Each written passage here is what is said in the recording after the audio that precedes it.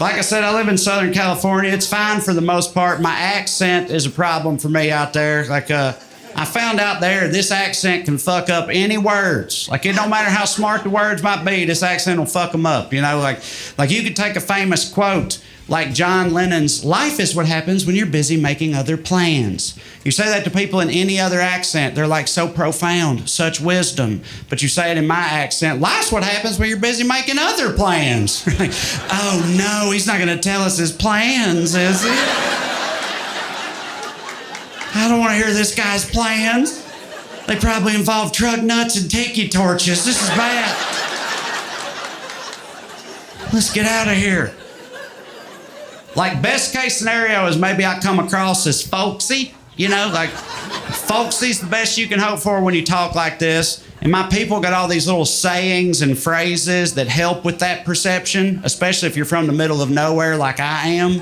But even that's not always great. You know, like, I'll be at some party in LA, we run out of beer, and I'm like, well, guess somebody better ride into town, pick up some more. And they're just like, ride into town?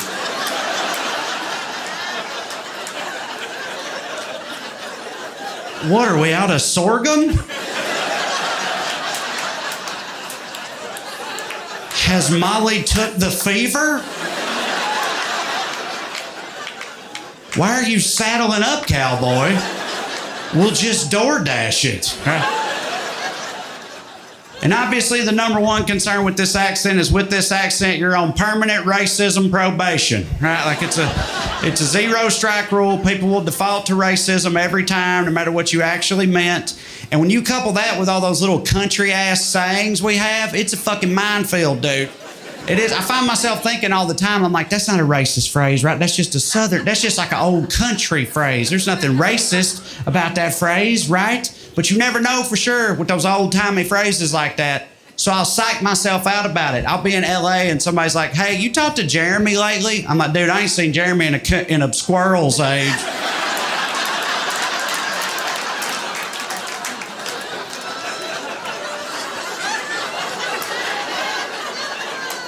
You know how squirrels live a really long time.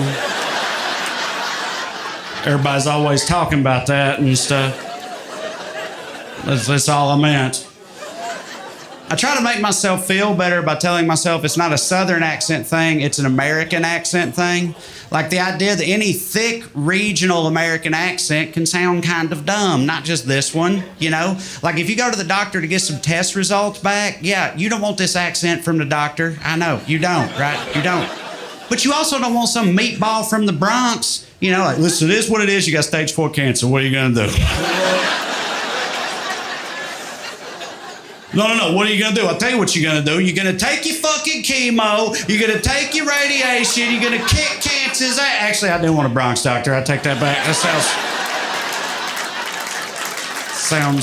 sounds pretty inspiring, actually. But like, if you're on a plane in the Midwest and the pilot comes on like, "Okay, got a little snow system up here, just gonna scooch right by there, don't you know? No whoops-a-daisies today, no sir, gonna be a hoot." A hoot? What am I, in a fucking Coen Brothers movie right now? Like, people ain't supposed to talk like that. I think even a thick California accent can sound dumb. And if you don't know what I mean by thick California accent, I'll explain myself with one sound. Not a word, a sound.